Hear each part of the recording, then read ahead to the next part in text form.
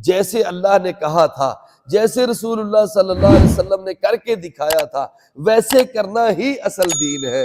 اگر اپنی مرضی کریں گے تو دین نہیں رہے گا، اگر اپنی مرضی کریں گے تو محبت رسول نہیں رہے گی۔ اگر یہ کہہ کے دین کے اندر زیادتی کرتے چلے جائیں گے، یہ کر لیا تو پھر کیا ہوا، وہ کر لیا تو پھر کیا ہوا، قرآن ہی تو تھوڑا سا پڑھا ہے کھانا آگے رکھ کے، پھر کیا ہوا؟ نہیں میرے بھائی، بہت چینج ہو گیا ہے۔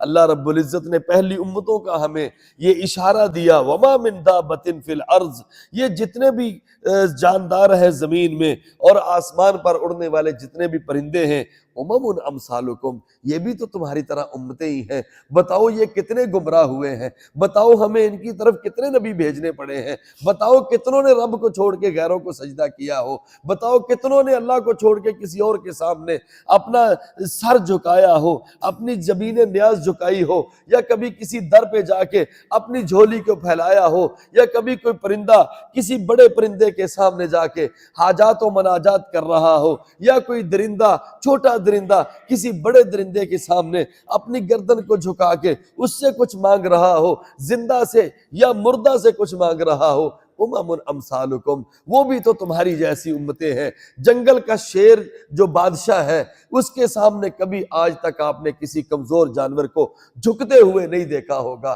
وہ اپنی جگہ پہ بادشاہ ہے، کوئی مسئلہ نہیں، وہ جنگل میں سب سے طاقتور ہے، ٹھیک ہے مانتے ہیں، لیکن آپ نے کبھی کسی جانور کو اس کے سامنے جھکتے ہوئے نہیں دیکھا ہوگا۔ اگر اڑنے والا ہے وہ رینگنے والوں کے سامنے نہیں جھکتا، اگر رینگنے والا ہے وہ اڑنے والے کے سامنے نہیں جھکتا کہ تم ہوا میں اڑ رہے ہو، بڑی عجیب بات ہے، میں اس کے سامنے گر گئے، اوہ یہ تو بڑا مشکل کام تھا جو تم کر گئے ہو، لہٰذا تمہیں سجدہ کرنا چاہیے، تم تو پہنچی ہوئی سرکار ہو کیونکہ تم اڑ رہے ہو۔ جو جنگل کا بادشاہ ہے وہ پنجہ مار کے ہر چیز کو گرا دیتا ہے۔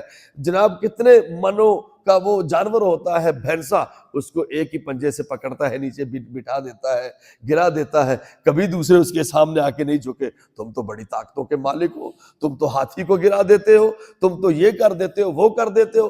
کبھی کسی نے دیکھا ہو زرافے کے سامنے کوئی جھکا ہوا ہو، تمہاری گردن بڑی لمبی ہے، یہ تو بڑا سٹائلش لگ رہے ہو، لہٰذا تم بڑے کرنی بھرنی والے ہو۔ یا جناب مور اتنا پیارا جانور ہے، اتنا خوبصورت جانور ہے، کبھی کسی دوسرے کو اس کے سامنے جھکتے ہوئے دیکھا ہو کہ تم بڑے پیارے ہو، تمہارے اوپر یہ نقش و نگار بڑے خوبصورت ہیں، چلو تمہیں سجدہ کرنا چاہیے، چلو تمہارے سامنے جھکنا چاہیے۔ کبھی دیکھا ان کو جھکتے ہوئے؟ وہ مر تو جاتے ہیں لیکن جھکتے نہیں ہیں، وہ کٹ تو جاتے ہیں لیکن وہ جھکتے نہیں ہیں۔ امم امثالکم، تمہاری ہی جیسی امتیں ہیں، تمہارے جیسے ہی اللہ کی حمد و ثنا کرنے والے ہیں، تمہاری ہی طرح پڑھنے والے ہیں۔ الم تر ان اللہ یسبح لہ من فی السماوات ومن فی الارض والطیر صافات۔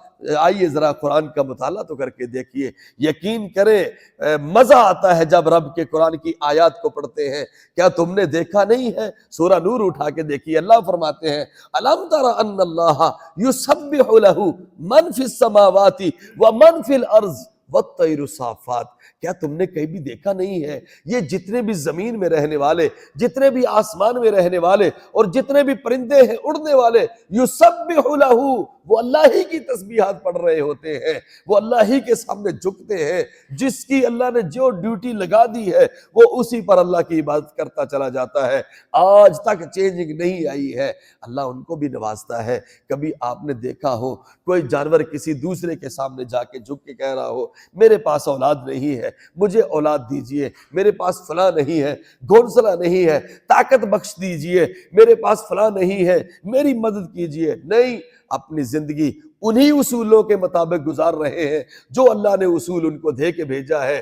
جو گوشت کھاتا ہے وہ آج بھی گوشت ہی کھاتا ہے، جو کیڑے مکوڑے کھاتا ہے وہ آج بھی کیڑے مکوڑے کھاتا ہے، جو گھاس کھاتا ہے وہ بھوکا تو مر جائے گا لیکن گوشت نہیں کھائے گا، جو گوشت کھاتا ہے وہ بھوکا تو مر جائے گا لیکن کبھی پتے نہیں کھائے گا۔ وجہ کیا ہے؟ اللہ نے جس فطرت پر پیدا کیا اسی فطرت پر چلتے چلے جا رہے ہیں، اسی لیے بیمار نہیں ہے، اسی لیے لاچار نہیں ہے، اسی لیے کمزور نہیں ہے۔ لیکن انسان آئے روز طریقے بدلتا ہے، عبادت کا طریقہ بدل لیا۔ جناب ریاضت کا طریقہ بدل لیا، دعا و مناجات کا طریقہ بدل لیا، یہاں پر ایسے کر لے تو کیسا ہوگا، یہاں پر یہ کر لے تو کیسا ہوگا، یہ ایسا پڑھ لے تو کیسا ہوگا، یہ والا درود پڑھ لے تو کیسا ہوگا، یہ الفاظ پڑھ لے تو کیسا ہوگا۔ نہیں میرے بھائی، ایسے نہیں چلے گا، اللہ کی قسم قیامت کے روز آپ سے یہی تو پوچھا جائے گا، تو نے میرے پیغمبر کے مطابق زندگی گزاری ہے یا اپنی عقل کے مطابق چلتے رہے ہو؟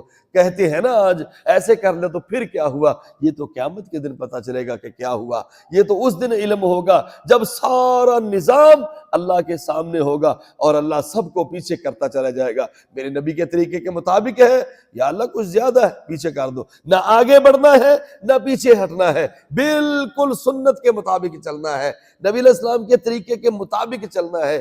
یہی تو محبت ہے، یہی تو الفت ہے، یہی تو وہ طریقہ ہے جو اللہ نے ہم سمجھایا ہے۔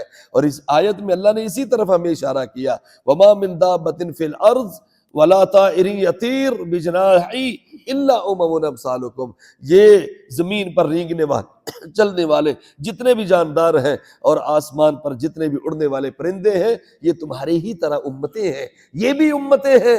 اور امت کیا ہوتی ہے؟ ان کے پاس ایک دستور ہوتا ہے، منشور ہوتا ہے، ایک طریقہ سلیقہ ہوتا ہے، اس کے مطابق اس نے چلنا ہوتا ہے۔ یہ تو چلتے چلے جا رہے ہیں، لیکن یہ انسان اپنے رب کو بھول چکا۔ ما فرطنا فی الکتاب من شیء، اللہ فرماتے ہم نے کسی کا تذکرہ کتاب میں سے نہیں چھوڑا۔